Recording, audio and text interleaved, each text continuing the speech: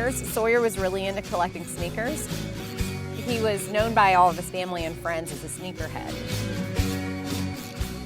About 2 years ago, Sawyer's Temple started collecting shoes for Souls for Souls. When it was time for Sawyer to have his mitzvah project, he decided that he also wanted to collect shoes for us.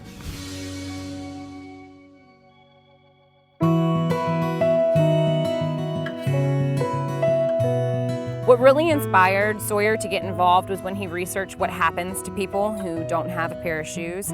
He learned a lot from videos that he watched and pictures that he saw, and I guess it was just a little overwhelming for him, and that was when he decided that he needed to step up and make a difference.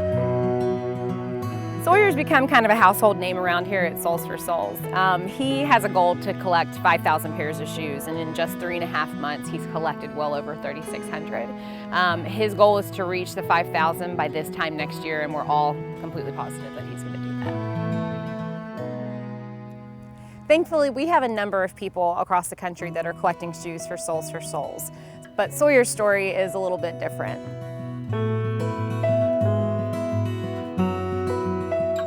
One of the primary reasons Souls for Souls exists is for disaster and crisis relief. We usually don't distribute any used product within the United States, but when Hurricane Sandy happened, so many people were affected by Sandy in neighboring towns, and Sawyer had a ton of shoes at his house, so he put 2 and 2 together, and that was when he really stepped up. Sawyer contacted us. We were well aware of the devastation that had happened in his area, so it was a no-brainer. After all, we are here to help. In times of disaster, one positive that can come out of it is to see a community come together, and this is a perfect example of that.